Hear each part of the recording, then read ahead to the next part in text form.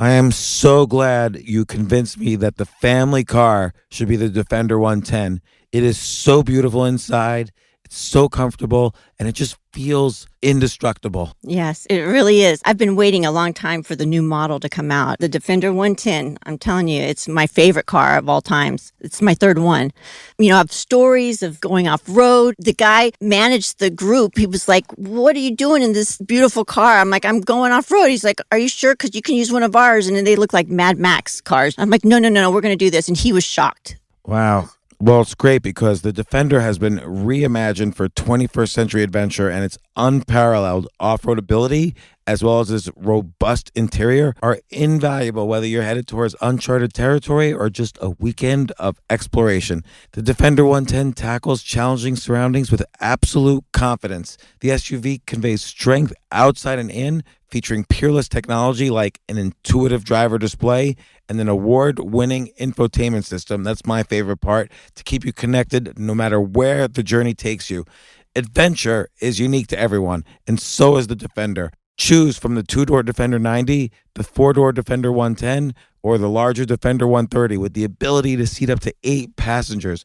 You'll find uncompromising performance in all three.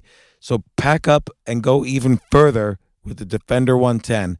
Learn more at LandRoverUSA.com/Defender.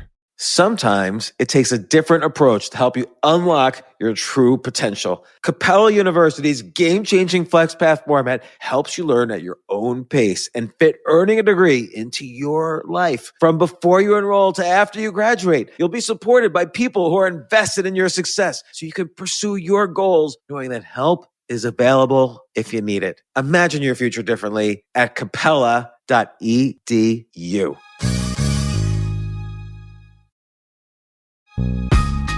This isn't your average business podcast, and he's not your average host. This is the James Altucher Show on the Choose Yourself Network. Today on the James Altucher Show. So what I want to do this podcast about is, what are the real 10 major problems? We've interviewed 500 of the smartest people in the world. Many of them have told us big major problems in society, and I kind of want to identify what are the actual problems that we've seen. And I don't want to give an opinion on the things I don't know about. But what are the things that actually seem to be real problems that have been discussed on this podcast that super smart people who are deeply invested in these situations have come to us with credible data and science and so on. And there are solutions, but I don't think anyone's going to do them. And by the way, when there's solutions, that also means there's opportunities for businesses. And you know, people make a lot of money that way. It's possible to make a lot of money that way. But I like that because that seems like off the beaten path. But, you know, Reid Hoffman recently wrote something.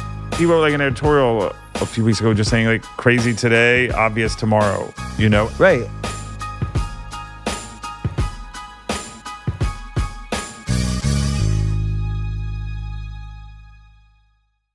Are you rolling? So, Steve, this is like a one of our podcasts. So, I'm an optimist in general. Like, if since the beginning of history you bet against the ultimate rise in the economy, you would have lost because the economy is at the highest point ever. Yeah. Like at any point in the past 200 years, every time people said, "Oh, the American economy is going to fail, capitalism is failing," if you had shorted, you know, or sold against America for the long run, you would have been wrong because the stock market is at all-time highs, the economy is at all-time highs, unemployment is at near all-time lows, blah blah blah. I'm not saying anything political. I know I'm overly optimistic. I'm probably optimistic about many issues. Like I see people on Twitter arguing about genetically modified foods. Of course, since 1960 there's been arguments about climate change and who knows, Sure. Like in 1989, the scientists were saying Manhattan was going to be underwater by 2000. Okay, now it's 2019, New York's not underwater. But the pushback when I say that is that, well, technology has changed, the predictions now are more accurate, so 2040 maybe it's But also, what did you say the other day when you said something about like, oh, if I'm doing poorly, I'm mangling it, of course. Yeah. when your neighbor is out of a job, it's a recession. When you're out of a job, it's a depression. Yes. So all politics are local, obviously. Like if you were a coal miner and you lost your job and you were pessimistic about that. But and this will occur. So what I want to do this podcast about is what are the real 10 major problems. We've interviewed 500 of the smartest people in the world. They've told us many of them are focused on the personal, but some of them are focused on the macro. Many of them have told us big major problems in society. And I kind of want to identify what are the actual problems that we've seen. Now, and I don't want to give an opinion on climate change because actually nobody has spoken to us about climate change. I don't want to give an opinion on the things I don't know about. But what are the things that actually seem to be real problems that have been discussed in this podcast that super smart people who are deeply invested in these situations have come to us with credible data and science and so on? Well, I mean, we've had a few conversations, when I say we, I mean you, with Roger McNamee and about, the perils of Facebook and Google and these huge companies with data. All right, so let me summarize that one. So Roger McNamee, a billionaire, I didn't even know he was invested in as far back as Google. He's invested in Oracle, Cisco. Then he was an early investor in Facebook. He recently wrote a book, Zucked, about how kind of the tyranny of data, all this data that's being collected. And I gave him an example where I bought a Kurt Vonnegut book yesterday afternoon.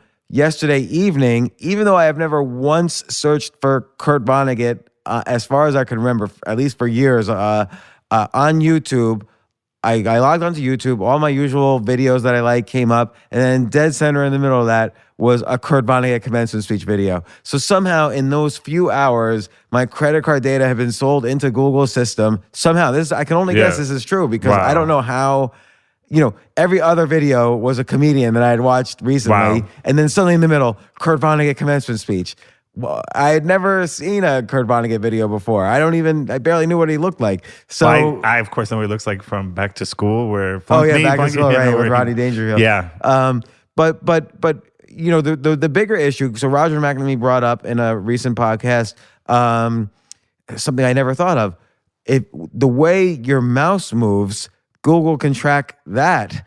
And so his question was, who's going to know first if you have Parkinson's, you or Google? And then Google is under no obligation to tell you.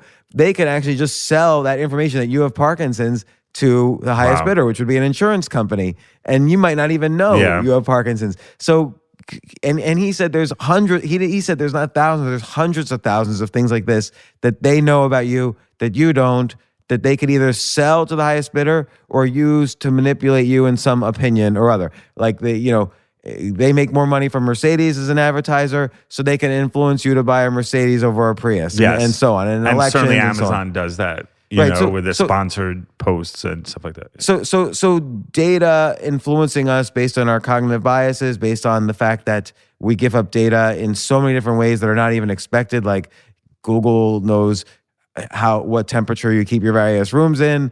Alexa can hear you talk all the time. And Nest and like things like that, right? And he brought up something interesting. Apple doesn't release data as much. And I remember one time I was doing some research for an app I was thinking of developing, and a critical question I had was, can Android see what other things are on your phone, and can Apple see can the iPhone see what other things are on your phone? Can you write software to see what other apps are on your phone? And the iPhone can't. I can't write an app that can see what other apps you have, but on the Android I can. So it's interesting. I only thought that was a symptom of the application programmer interface, but it's actually a symptom of their policies on data. I was going to ask you a question because, apropos of your feeling about stuff, and one, I think it's a little simplistic to say, don't worry, be happy. There are certain things that are concerning people, but you actually have a background on this. You have a graduate degree or tried to get a graduate degree in computer science and a computer programmer. How have things changed since then? We always think about this apocalyptic future or. Two things have changed. One is like programming techniques have not changed. They're the same as they were 20, 30 years ago. And this is Peter Thiel's point that there hasn't really been that many great steps in technological innovation since the 70s. But two things have changed. One is computers have gotten faster. So, Moore's law is computers double in speed every 2 years. And it's been true. Computers are, a smartphone is faster than the most powerful supercomputer from like 15, 20 years ago. And so computers can crunch through data so much faster than ever before, trillions and trillions of pieces of data, whereas it would have taken them days 20 years ago. Now it takes seconds. So that's changed. The other thing that's changed is there is more data. When it never was the case that my credit card data would instantly go into the TV shows I would watch, and the ads I would see.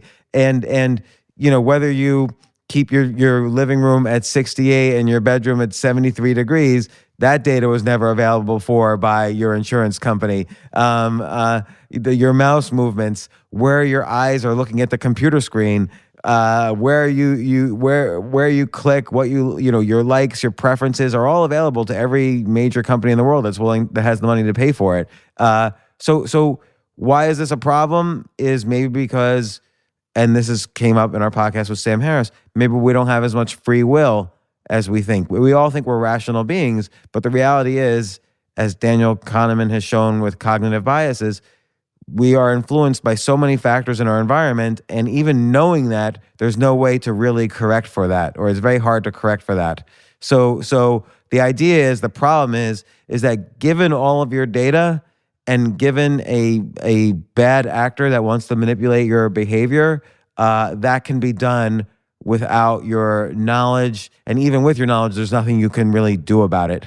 Well, what if you go off the grid? Like a lot of people have felt, Wall Street Journal had an article about how people were even simplifying to like a flip phone to like get rid of the constant whizzing and whirring of that. Sure, but realistically, so you and I know all this, and we've talked to all the, not only have we talked to Roger McNamee, but in preparation for Roger McNamee, I talked to everybody ranging from CIA to advertisers who use all the data, to Democrats, to Republicans, to, very influential people in various aspects of this space. So given everything that I know, I have a smartphone. I use Uber. I use Google. I use Facebook. I use Twitter. I use Instagram. I like things. I watch YouTube videos. Sure. I have Alexa. I have smart home. Yeah. So I don't Apple change Pay, my behavior probably, because I like the benefits right now. But at some point, the point is that it'll tilt so that the negatives far outweigh the positives of these products that I'm using.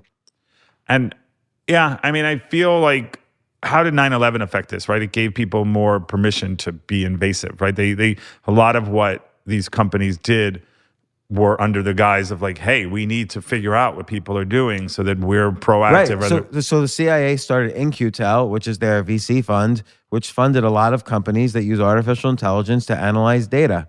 And you just look at the list of InQtel companies, and you can see the kind of data they're analyzing, and you can start guessing what they're planning on using it. So this is problem number one. Again, it hasn't been a problem. And maybe it has been a problem that's affected our lives. We don't really know. Like Roger McNamee's point is, it affected the 2016 election. And it definitely affects our buying behavior.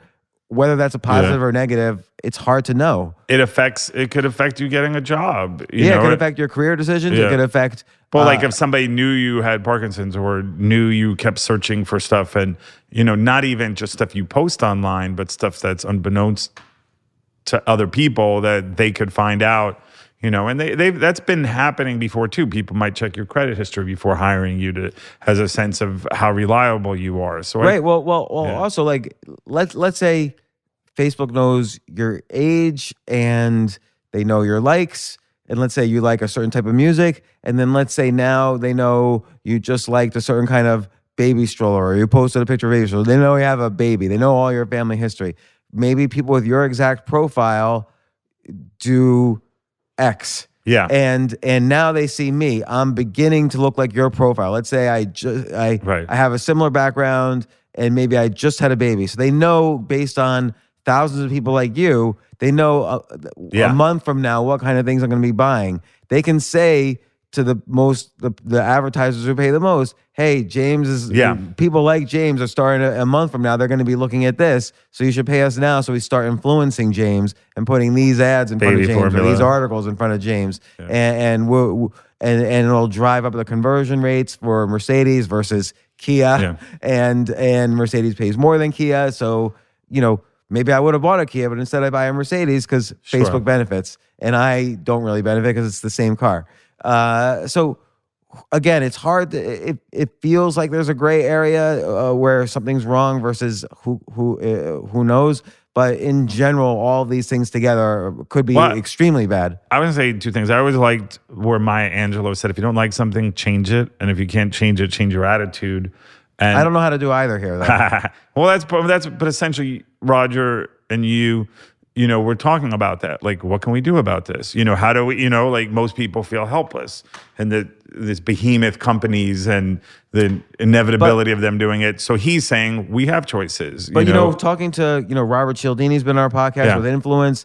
He talks a lot about cognitive biases that influence our decisions. Sam Harris came on to talk about, our loss of free will. We've talked to Eddie Ibanez about data and how the government's getting more aggressive, how they're using it, the government, not just advertisers. So we're being attacked from all angles. I don't know what the solution is. So I'm kind of posing, what are the problems we've heard where the solutions to me are unknown? So Roger McNamee's point is, become an activist, start the conversation. I think that's the best we can do. Yes. And then we see, if there's smarter people than us who could come up with solutions. So next problem, I would say, we've talked about it a lot. I feel I helped start the conversation as early as 2005, but now we just see the news breaking, about this college admissions scandal, people paying millions to get their, shitty little kids into, top tier schools. And we've talked before on podcasts how, colleges, the fact that tuitions are rising faster than inflation, the fact that the government has unfairly backed student loans, saddling an entire generation of kids with $1.6 trillion in debt, how this could lead to greater income inequality in society, which has been historically, the historical outcomes of that have never been positive. They've always been negative. And I hate using the word income inequality because it's almost like a socialist catchphrase, which I don't think is a solution either. Stalinism didn't work, obviously. Maoism didn't work. Any large society that's a diverse population, socialism does not seem to work at all. And even in smaller countries with a more homogenous society like Cuba, it doesn't seem to work either, or North Korea. So I'm not talking about that, but it does seem with rising income inequality, there are huge societal problems. There's a book, The Great Leveler by Walter Scheidel. We should maybe have him on the podcast. Okay. He's looked for the past 3,000 years at every society with large income inequality. My point is, a big source of the income inequality is student loan debt and the way the educational system is set up. And why do I pick out that versus medical costs or other problems? Well, tuitions have risen faster than inflation every single year by a 10x faster than inflation, whereas medical costs have gone up only 3x faster than inflation. 20 million Americans are saddled with student loan debt, most of them young Americans who would have ideally started companies or create innovations. Now they have to do other jobs to pay back their debt. And I see this as a big societal problem. I can offer solutions, which is stop backing student loans, but most people won't agree with me. I feel like that's a more soluble problem than what we were just talking about. I think yes, I do think so. I think that there is a solution actually. I mean, I know what the solution is, which is don't back student loans. You want to increase the supply of accredited schools while keeping the demand the same. So make all online universities accredited so that you're not hampered in getting a job if you go to Code Academy versus Harvard. Maybe give financial incentives for colleges, for corporations to look at skill acquisition versus degrees. So there's a variety of solutions, but I don't see society taking those solutions. Last week, I visited this company, Pursuit, in Queens, and they have 140 students who are learning to program, and the tuition might be $45,000, but they don't pay it they'll pay back once they get a job. Yeah, stuff like that's good. Or here's one that I like that no one's done. Here's a business idea. Let's make an exchange where, and I hate to put it so bluntly, but human beings are what's on the exchange. I don't mean like, it almost sounds like slavery, but I'm saying like, take 10% of your income and put it in a black box. And your 10% of future income for the next 10 years, and have people bid that they want that. So if I can buy Steve Cohen's future income for the next 10 years for, let's say, $10,000, 10% of your income. That's about right. No, but that's a bargain, because I think you'll make much more than that. Let's hope so. And so I'm giving an extreme example. You'll make, 20 times that, 10% more than that. Yeah, sky's the limit, James. So I can take a student, and a high school student, and using data about that student, I can say, okay, this is the type of person where I can invest a little bit in only 10%. You don't want to give all their future income, because then they don't have incentive. But I want to buy 10% of their future income for their next 20 years, and they can use this to pay for skill acquisition, not necessarily college, but skill acquisition. Doesn't have to worry about things, because I'm already giving him some money. And that might be another way to create $1 billion business and solve the problem. Well, I was gonna say a couple of things. One, so instead of pork bellies, you have like people.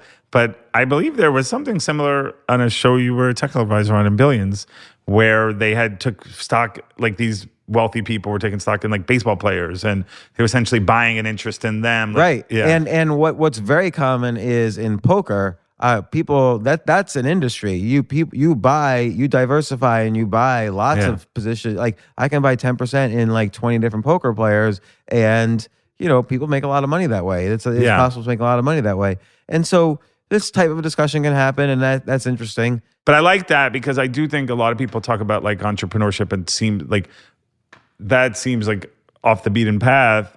But Reid Hoffman recently wrote something. He wrote like an editorial a few weeks ago, just saying like, crazy today, obvious tomorrow.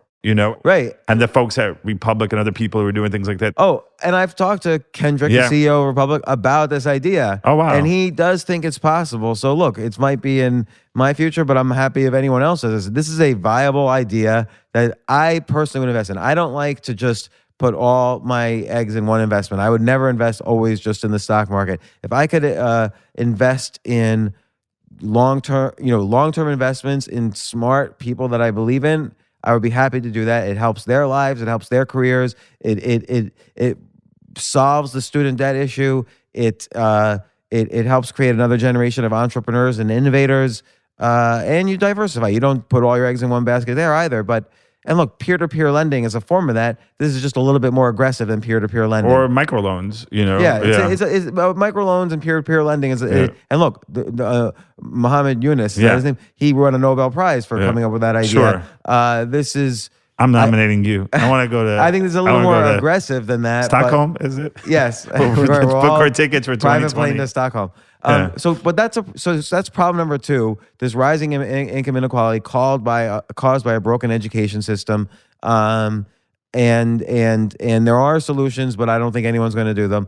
The first, and by the way, when there's solutions, that also means there's opportunities for businesses. I think with the data one, I don't know what the solution is, but whatever the solution is, there's probably an opportunity for business. So we've had on Gabriel Weinberg, the DuckDuckGo search engine, it's the one search engine that holds onto your privacy. He's based in Philadelphia. We should have him on again, particularly given this Roger McNamee stuff. No problem. So there are some economic opportunities. I don't have and maybe there's you can put your data in a crypto format, like to keep track of where your data is going. That might be a business opportunity. Yeah. So I don't know. I haven't put my head around it much. Okay, problem number 3. What is problem number 3 that we've heard from guests? Let's talk about Floyd Landis and steroids in the business in athletics. His point is that there is no solution because let's say your entire life you dream of being a baseball player. You played in Little League, you played in high school, you played in college, now you're in the minor leagues, and now someone tells you, hey, if you really want to be a top professional baseball player, I've known you devoted the past 20 years of your life to this, and you never heard this before, but guess what? You're going to have to start taking some serious drugs. And Floyd Landis' point is that, and he won the Tour de France in 2006.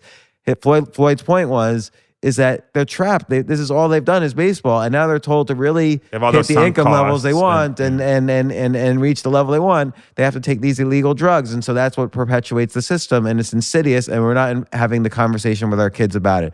So once again, the first solution is having the conversation. The second solution, I think, is...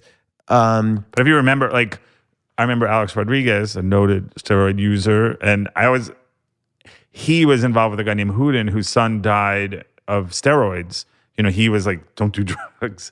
And eventually it was disclosed that he himself... How did he die of it?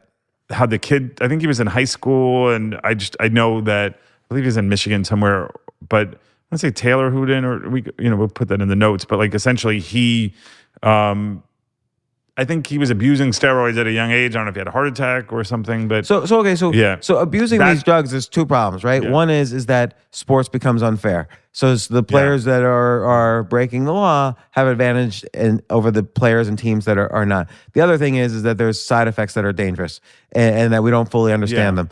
And this isn't just athletics. This is also every area, because look at like kids now. Every kid's addicted to Adderall, and that's a form of doping. The kids on Adderall literally makes you smarter. So the kids on Adderall are scoring better on their tests than the kids not on Adderall. And not in every case. If you actually have ADD, Adderall doesn't make you smarter. It just makes you more, every other kid. But I think it comes down to, and it's ironic, we're talking about that college scandal. And one of the women there, Jane Buckingham, who was a college advisor, and she had on Twitter, "Don't cheat," and you see that, and there's been a lot written about like honesty and integrity. University of Virginia has an honor system, or other places like that, and I'm sure most people are like, why should I be honest? Like, okay, I'm a Tour de France, and I sit there and do it honestly, and I'm not doping my blood, I'm not taking HGH, and I'm finishing 100th out of where the guy to the left and the right of me are cheating. Right. So. Honesty is going to be another problem, actually. But I think the solution here is get rid of the FDA and make all these drugs legal. Because and that sounds horrible, but here's what will happen is then the conversation will happen with young kids because it's no longer considered abhorrent to do these steroids, because it'll become common knowledge that everyone is using them. So the kids will have to be able to make a decision at a younger age. Do I really want to pursue this as a career? But the other positive outcome is that doctors will then be allowed to research these drugs, maybe make drugs that don't have the side effects or less harmful side effects. Kids could make better, more informed decisions. And then then we really see, again, doping in non-illegal drugs. We don't call it doping, but it happens. Like people change their diet to have better performance, or people, and they use genetically modified foods to change their performance, or they take drugs that their doctor, legal drugs that are prescribed. In the 50s and 60s, and they called them greenies, and baseball players would be like, that's a performance enhancing and again, Adderall is a prescribed drug. There's other prescribed drugs that are performance enhancers, not as strong as some of these extreme steroids that athletes use, but just make all these things legal, and you could have then a more efficient conversation for kids when they're younger. B, you can eliminate many of the side effects. C, companies will benefit because companies will start selling more drugs that will be helping people. Maybe, like with many drugs, maybe there'll be orphan uses that will cure diseases or help people deal with things like Alzheimer's or Parkinson's. I'm sure many of these, performance enhancing drugs would be performance enhancing for elderly people who have weaknesses. Just like I'll take an extreme example. What was originally used for Viagra? It was a blood thinner. Oh, interesting. Well, I was going to say Propecia was, was really for about like blood, and then it promoted hair growth. Right. So not that I've been taking. So you have. James is taking Propecia. Too much. Exactly. I take the chewables. Yeah, exactly. But the whole point about Viagra is that maybe it shouldn't be used as an ED drug. I'm not saying yes or no, but maybe it should be used as a blood thinner. But there's all these orphan uses of these drugs once you study them further. And I don't know. I think it could generally help the health of society, health of the economy from that. And why not we see the limits of human performance by using every means at our disposal and seeing how fast a human can run, seeing how fast a human could bicycle or hit a ball or whatever. I don't think it's a horrible thing if these drugs are made legal, particularly if that leads to better understanding of the side effects and maybe curing them and so on. So that's another so like problem. the light, if you shed light on it, then it will be an infectant, right? Disinfectant. Yeah. But the reason. But here's the problem with all these things. Anytime we come up with a solution, it's not going to happen. No government is going to say, oh sure, except Russia. Yeah, exactly. No government is going to say, oh sure, let little kids start doping so they're better in Little League. Like it's just not going to happen. Yeah. And you could say, okay, make it for 18 and up. Okay, still, the U.S. is not going to get rid of the FDA. There's so much money that the government makes on that. It costs $1 billion or maybe $2 billion now for a legitimate cancer drug to get approved by the FDA. Not that the government makes all that money, but for a company that thinks they've cured cancer, if they don't have $2 billion in the bank, they're not going to get no one is going to benefit from their cancer curing drug. Why they justify the high cost, because all that research and like the Solaris, I don't know what disease it cures. It costs $84,000 a month or something like that. Wow. I'm just guessing. I think it's about that. Sure. But I don't know of any other. But getting back to like original premise about optimism, you saw 2 people were cured of AIDS recently, and people are optimistic about Alzheimer's cures or a lot of other stuff. Yeah. But AIDS has been always a fast track disease that gets through the FDA very quickly, much more cheaply. And yes, thank God now through the studies of genes, those AIDS cures are related to earlier we mentioned Moore's law, which is that computers double in speed every 2 years. There's an equivalent law in biotech, like the sequencing of the genome and so on, where biotech, I think it goes up 4x in speed every 2 years. Oh, wow. So that compound, so it used to cost $10 million to sequence the genome. Now it costs $100 to sequence the genome. And it's going to even and now we have CRISPR to modify genes. And that's how AIDS is being cured, is by modifying the genes that fight AIDS. And still, it's not understood enough. Only 2 people have been cured. You have to have a special set of genes and so on.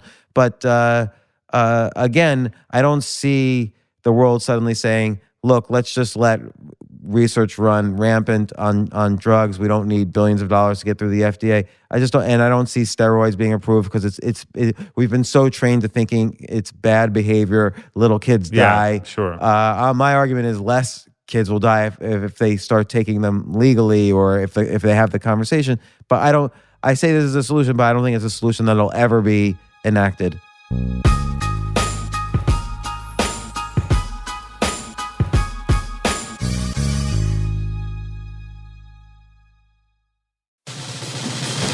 These days, we're all investors, trying to be smart with our money despite our worst impulses. But at iShares, we believe that deep down inside of every investor is a better investor.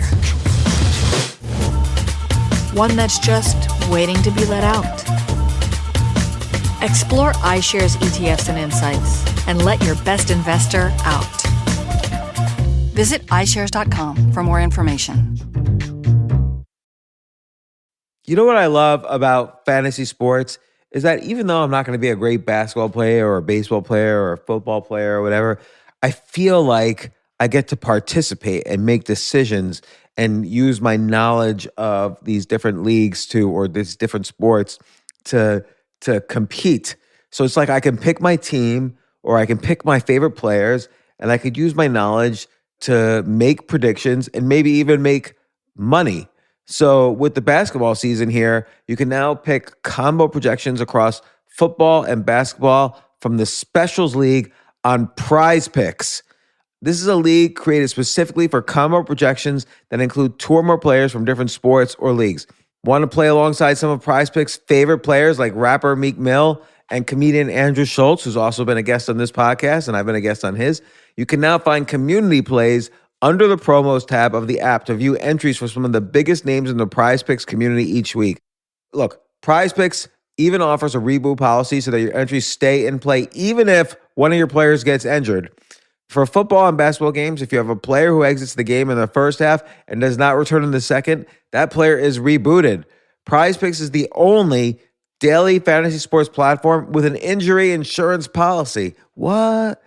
So, I love playing it. I love anywhere where I can use analytical ability with my interests to demonstrate some skill and maybe make some money. And I like the game-like aspect. I do wish they had chess as a category on prizepicks.com, but I'll settle for what they've got. Maybe I should make my own fantasy chess league. But in any case, I love Prize Picks. Go to prizepicks.com/James. Use code James for a first deposit match up to $100. That's the easiest $100 you're ever going to make. So that's prizepicks.com/James and use code James. Daily fantasy sports made easy.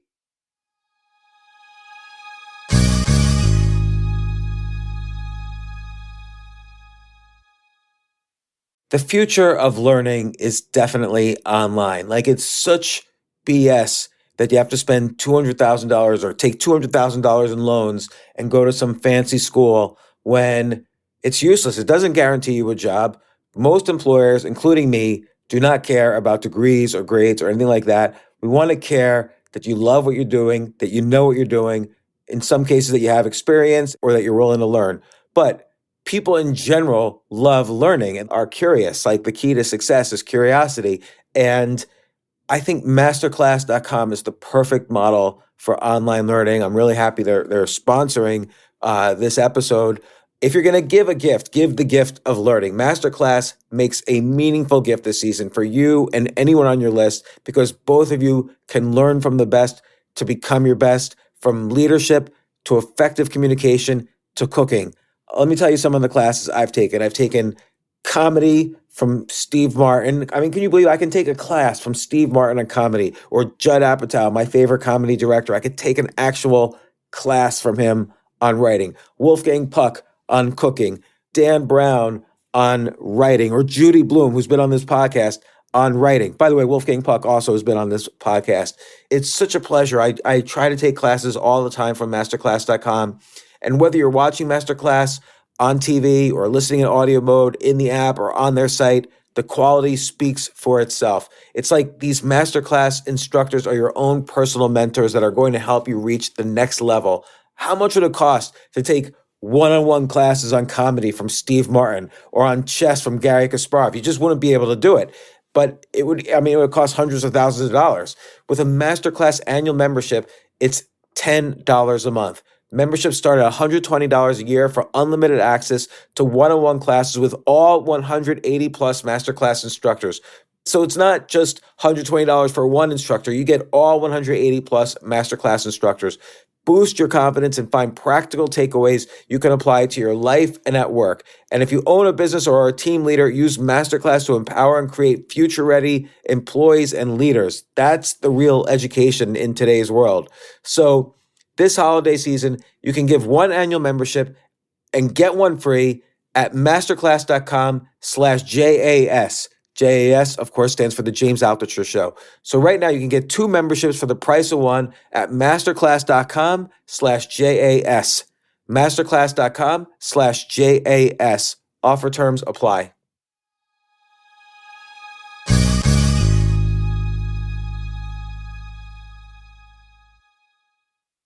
So what's another problem? Well, there's 99 problems in the words of Jay-Z. No, but I'm trying to think of what are some other problems out there? Overcrowding. But that's been discussed on the podcast. Oh, that we've discussed. Okay. You bring up honesty, and we've talked a lot about free speech with people like Jordan Peterson, Sam Harris. That's a great one. Yeah. And what we're seeing now is that, of course, everybody says, of course you are allowed to have free speech, and yet you can't. If you say a political opinion, you're free. You can say whatever you want, but you're not free of consequences. So if you say a political opinion that everyone around you disagrees with, they will punish you for it. Well, I believe you talked about Jamie Kilstein. I mean, I think what you're talking about also is the culture of canceling culture. You wrote about Louis C.K. and trying out jokes. I mean, as a comedian, trying out jokes in private. Right. So I think that's probably a problem, just this culture of, we talked about like at Evergreen University with Brett Weinstein. We talked about the whole idea of conformity of public opinion. And I believe you touched on it with Sam Harris about espousing opinions that aren't great.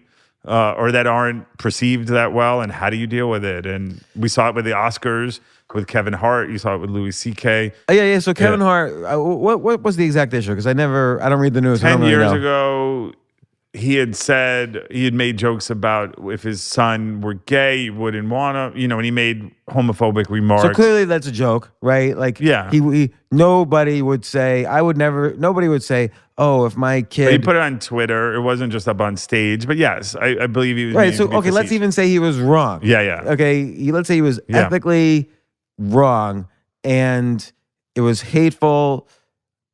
His speech was almost the equivalent of a hate crime, whatever. Or let's say it incited people because he's such an inspiration to many people. Let's just say is just dark and evil. It was, and it's 10 years ago. The Oscars said, we don't want you, or no, the Oscars, because of the heat, the Oscars was criticizing him and then he dropped out, right? Is that what happened? He dropped out and he clumsily handled it. He was defiant. And later on, like Ellen DeGeneres tried to get him to reconcile, and I don't think he handled it adroitly. He probably would admit as much. And then I think the Oscars wanted him back, right? They did want him back, and I just think he was sort of like, you know what, I've moved on.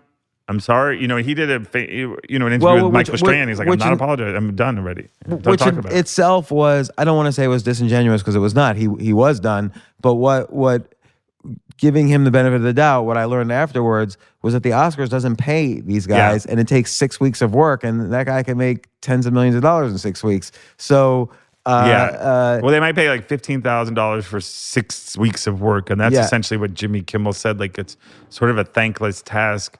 You're gonna divide all these people. It's a lot of work, and it's really a hard situation to win because if you have a very anesthetized kind of performance and everybody's like, you have no bite. If you say some things that are risque, Seth MacFarlane did it years ago and he made his kind of jokes. David Letterman. People.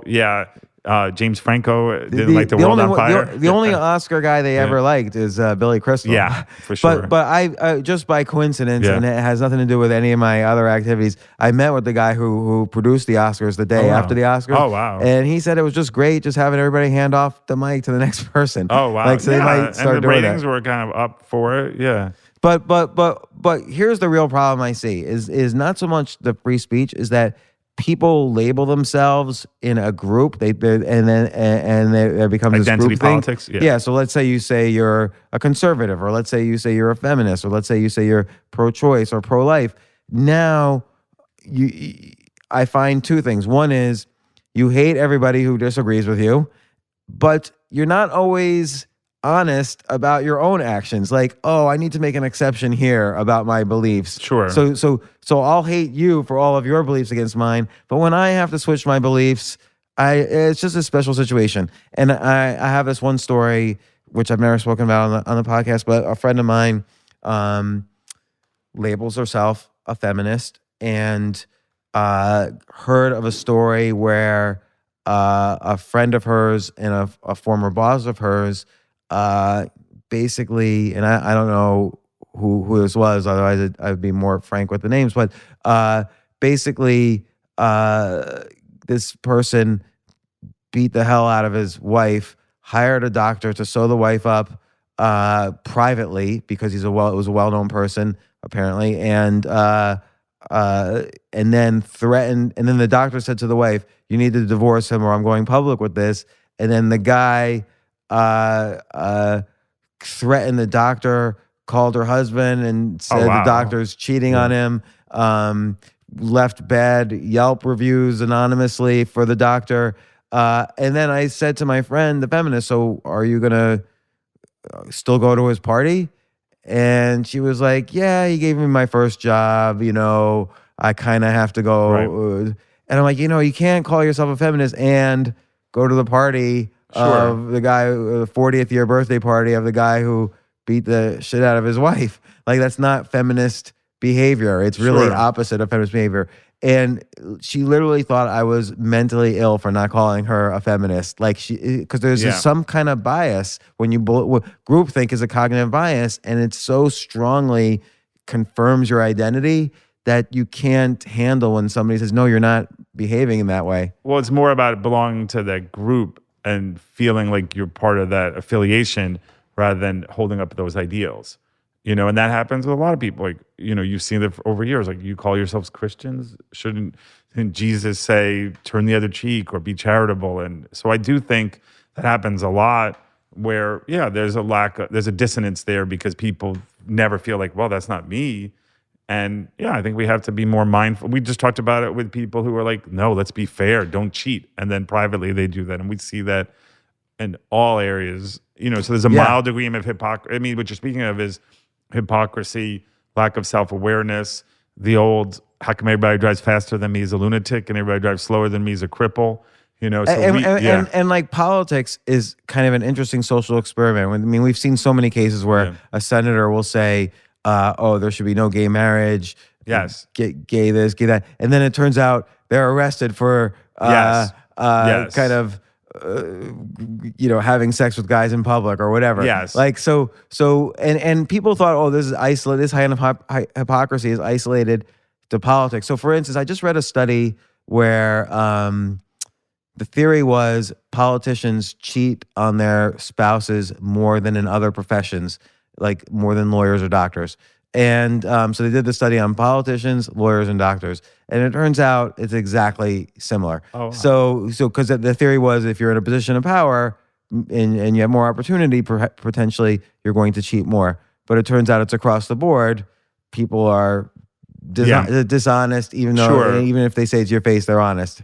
But I found your example of that person who was that vicious and a horrible human being. You know, look, a lot of people will talk about that, right? Like just what you said in politics, where it could be presidential people from a certain party, and if your person does it, and there's, you know, and we see that now in a divided country, you know. So you're right. I mean, what you're speaking about is the problem of identity politics, and this person's on our team, so that's okay, you know. Right, and there's a passage in the Gulag Archipelago by Alexander Solzhenitsyn. So he was a prominent writer, and he got sentenced to Siberia, and then he wrote about it in the Gulag Archipelago.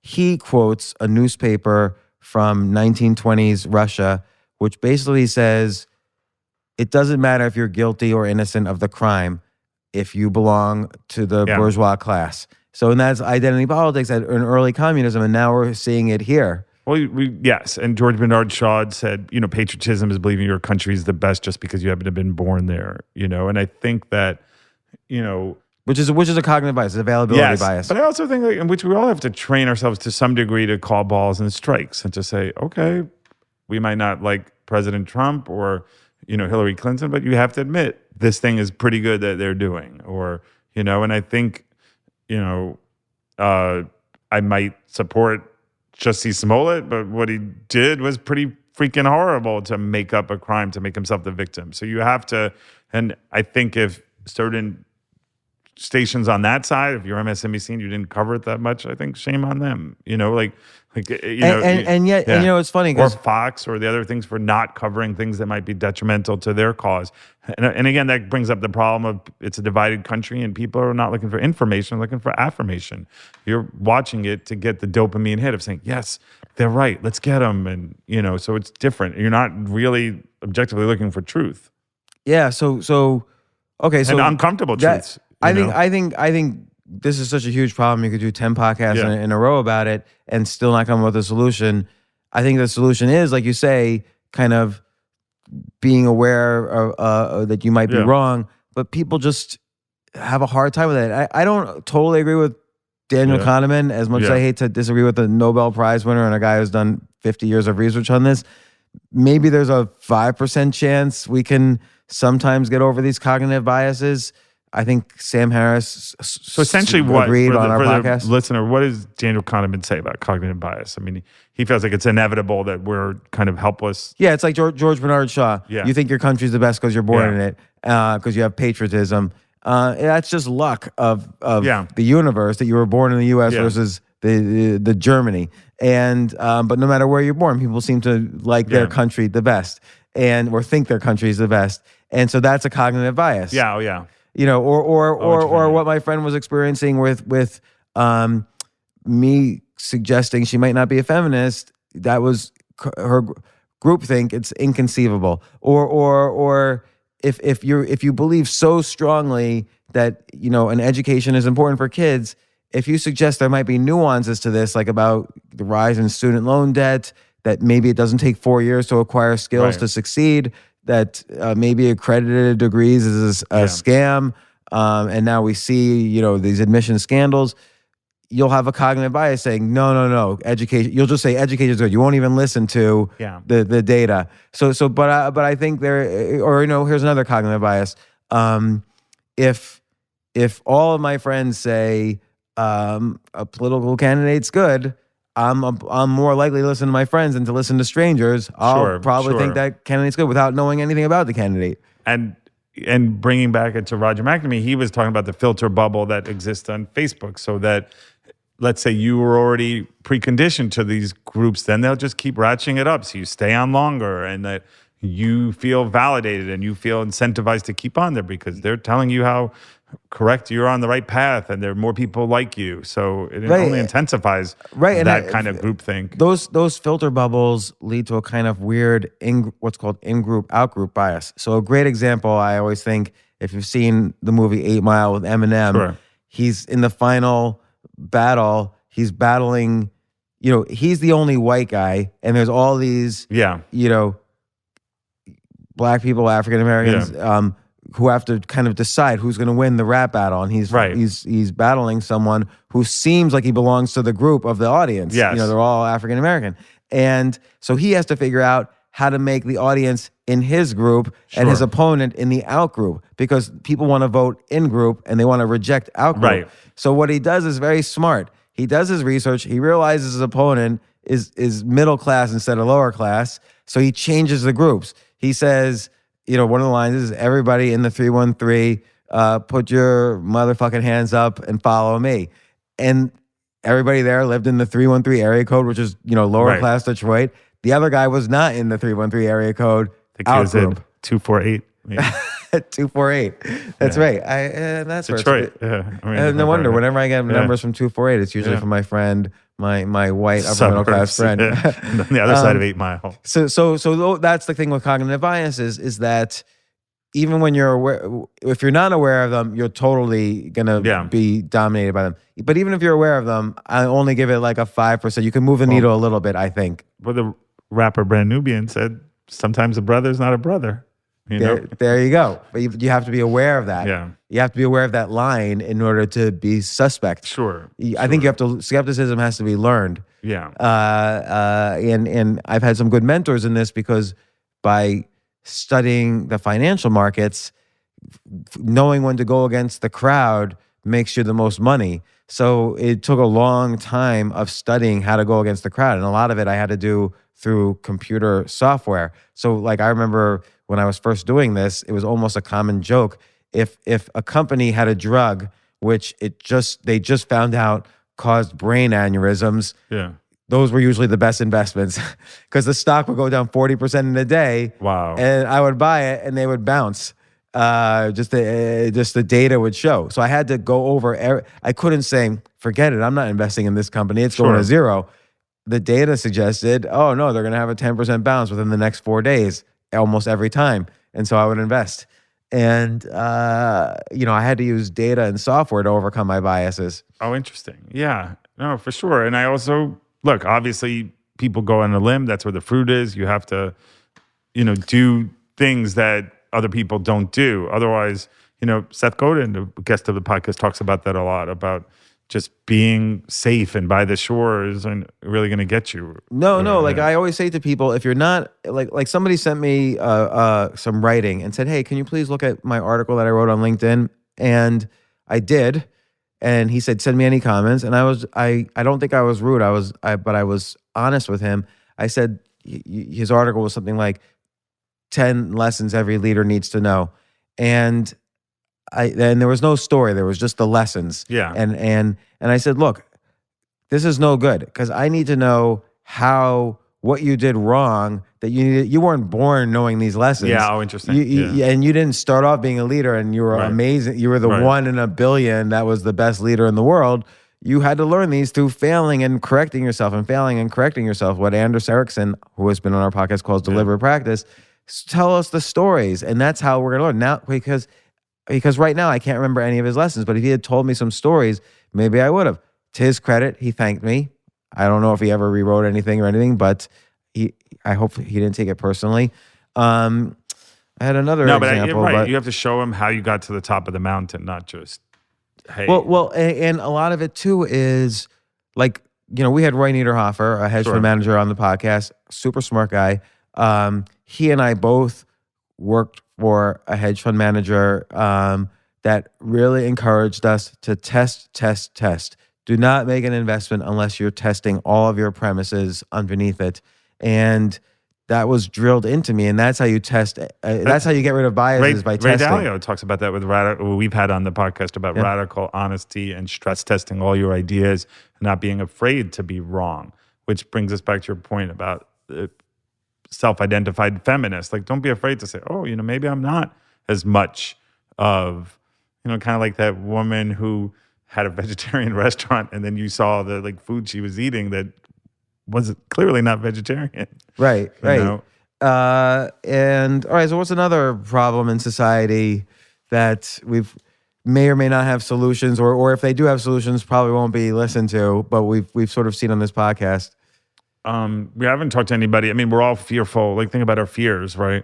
Fearful of nuclear war, and that ratcheting up, less so than, we weren't around during the Bay of Pigs and all that, where people were going under desks. But I think war is a concern, or being drafted if you have kids of draft age, and just escalating tensions, whether it's... So think about this. There's probably more wars in the world now being fought than ever, but and in different ways. And nuclear weapons are so much more powerful than in 1965 when we were ducking under desks, or you were, not me. No, I'm just kidding. You're younger than me.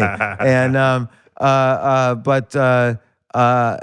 that's called availability bias, which is what you see in the news is what you're going to be concerned about. It's why if we see, another girl, her leg was bitten off by a shark, we suddenly think there's this huge shark problem all of a sudden on the coast of Florida. Global warming's bringing all the sharks closer, and they're hungrier, and they're going to eat humans. But actually, there's less shark attacks than ever.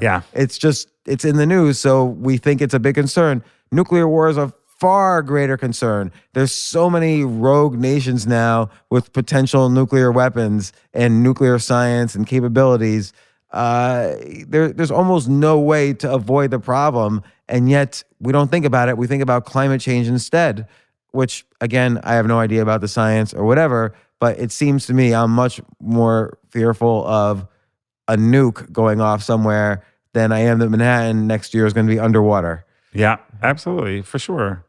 But again, that's an availability bias thing. What's it's also out of sight, out of mind. I mean, it's kind of like the whole idea of Schrodinger's cat, where once you knew that it was dead, it became dead to you. Like, what you didn't know doesn't really, I guess in some cases, like, what you don't know doesn't hurt you is what essentially there. But it does suggest, though, that the media can influence, but it's a two-edged sword, I guess, because we're telling the media what we like to read, and the media is telling us what we should be concerned about. But what's a problem that's come up on the podcast? Yet another one that's come up on the podcast that because everybody has issues.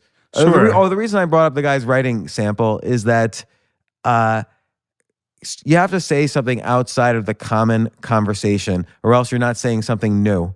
And then there's no point in writing. You have to be afraid before you hit publish, or else you're not, or else you're simply saying something that someone has said before. And so we know we've had a lot of people on the podcast that have addressed issues that have not been said before. So, what are some interesting ones? We've talked about a couple here. I'm just trying to think of, if you take, I don't know what you're looking at any random guest. They probably brought up some issue about. Jay, what do you think? Any guests that have brought up, or Robin, any guests that have brought up any random issue that made us worried or afraid, or there wasn't a solution? I think one. I mean, Roger met me. Right, so we're getting availability bias because Roger McNamee and Sam Harris were our last two podcasts. What kind of stuff were you thinking? I mean, we talked about Floyd Landis and athletics. We talked about steroids, college, data, cognitive biases, groupthink. You talked about the finances. I mean, the difference between the haves and the have-nots, and that. Yeah, we talked about income inequality. But, I'm just trying to think of privacy, which is related to data. We talked about Eddie Ibanez, who's been on anything that he's told you alarm you. Yeah. So the idea that, when I say there's more wars that are being fought than ever, it's true. Particularly if you don't look at guns and bullets. If you look at like cyber warfare, basically every country is fighting every other country right now. Like everybody's trying to bring down everybody's electric grid. Yeah. So as an example, Eastern Europe, they have very sophisticated electric grids powering their countries, but what's not sophisticated is the routers connecting the smart grids are still, they might be routers from the 90s, which have known security flaws, and so other countries are hacking those routers, and battles like that are happening every single day. Those types of battles, not just hitting routers, but all sorts of security flaws are being and cognitive flaws within computers are being, and computer networks are being hacked, and so cyber warfare is this huge issue where there also is no solution. And, I'm not sure if we talked about it with Gary Kasparov, who friend of the program. Yes. Fellow chess prodigy. So on the podcast twice. To a lot of people, when the names Kasparov and Altucher used about chess in the same breath, it's usually that Altucher, he's no Kasparov, but, it's true. but I'm the first to you're admit still it. pretty amazing at chess. No, I'm You're no pretty Kasparov. amazing, and it's been great getting to know him. But he's made that a mission of his, correct? Like, just like cybersecurity and just trying to deal with the perils of it. Yeah, and I think at a very easy way, it's being solved at the corporate level. So right now, here's what's happened to every Fortune 500 company, is that pretty much almost all of them have been invaded by what's called bot armies, meaning a virus gets into your email, you open it, the virus spreads to everybody else in the company you send emails to. And what a bot army is these tiny pieces of software. I'm calling them tiny. It's not really, but you can think of it this way. It's tiny pieces of software sitting on your computer. The computer, there's no way to get rid of them. The only way to get rid of them is to throw out your computer. And everybody wonders, well, how could this Facebook post or this Twitter post get thousands of likes from all over the world? How could it be so these hacks be, or how could these companies get these denial of service attacks from all over the world? It's because these bot armies are coming from all over the world. And so you can't block any one computer. You have to block billions of computers, and then new computers will start up. And so that's the role of these bot armies, is to kind of wage these wars and attacks on big websites or Facebook, Twitter, or whatever. And so cyber warfare, and that was just one example of it, or I gave two examples of it.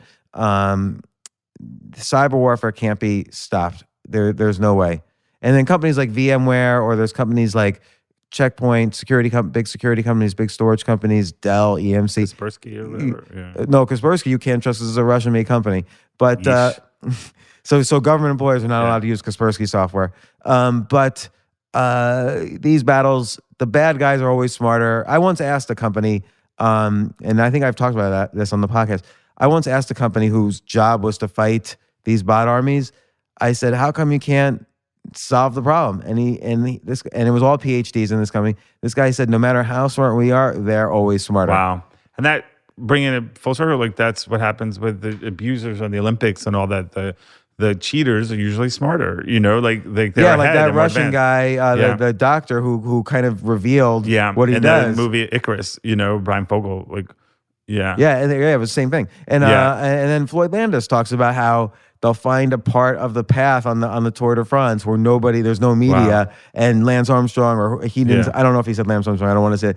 The biker would pull over in some area where you can't see by helicopter. There's a guy waiting with a needle, takes a quick injection. It's only for 15 minutes. It stays in the bloodstream, so it can't be detected later. Wow. And boom, he's off. So bad actors are always going to be ahead of the good actors. Is virtue its own reward? I'm going to say yes. So we could. Well, okay, and we've talked about this. Yeah. So here's a problem that I've had personally. So I had an idea a year and a half ago. So I've been involved in Bitcoin and crypto since about 2013. I built a store in 2013 to sell my book, Choose Yourself, before I released it. At first in 2013 or 2012, I was a skeptic. Naval Ravikant, who's been on the podcast, in 2013 convinced me otherwise, and then I became a strong believer. In mid-2017, I had a philosophy and belief about Bitcoin, and I also believed that 95% of cryptos would be obsolete because they were scams. I said this on CNBC in mid-2017. But I started doing all these ads that were very intense, let's put it that way. And so people who never even read the product and never really verified whether I was good or bad thought I was bad because of these aggressive ads. And so, yes, virtue is its own reward, but I had so many people literally giving me death threats because of these ads. And there's a video by Alain de Botton, the philosopher, who we have booked for this podcast, but he's never actually come on. There's a video he made, Nice Guys Need to Use Machiavellian Tactics. And his point is, if there is a scammer advertising a product and a nice guy advertising a product, the nice guy can't just say, hey, I'm the nice guy, buy my product. The scammer's using all the cognitive biases and tricks in the book. Sure. You've got to use their tricks, even if you're the nice guy. Wow. And so I don't know how you personally solve that problem. If you're the nice guy and you have a good product that you believe in, but you have to use these techniques to sell, and then everybody hated me. Because I had a good product and because the ads were so aggressive, they were everywhere. And I would get all these magazines were saying, who is this But idiot? I think that, look, in life, we all have trust and attention, right? We have people's trust and attention. And we all have to maintain it. Like when we do this podcast, we have to be not about ourselves. We have to be about, we have their trust. We appreciate all you listeners out there for listening. And we have your attention and we want to maintain it. So in your case, yeah, despite the, come on of some of those approaches, you're giving good information. You're doing 95% integrity. Of Bitcoins or cryptocurrencies did become obsolete. So I was correct, and I don't mean to advertise it now. Don't buy it. You can read my articles, but I had to get the word out because I saw so many listeners buying some of these scams. So, and it costs money to do this. It costs infrastructure. So you have to charge, and then you have to make ads, and you have to use, as Alain de Botton says, you have to use the Machiavellian tactics that the maybe not so good players are using. Sure. And I think, look, it speaks to what you were talking about. With the steroids. Steroids, with a lot of different areas. And look, we each have to make a covenant with ourselves to say, okay, what are we willing to do to get there? Yeah. So we'll close with this. This podcast was ostensibly about problems without solutions that we've uncovered in this podcast over the past couple of years. I think we hit on 4 or 5 of them, maybe a little bit more. And then we talked in general about solutions that probably no one will follow. And maybe we'll go back to the drawing board, look back at our guests and see what other problems have been brought up. Yeah, but all right. Good times, James. Steve. Thank you. Podcast famous. Yeah. How long was that one?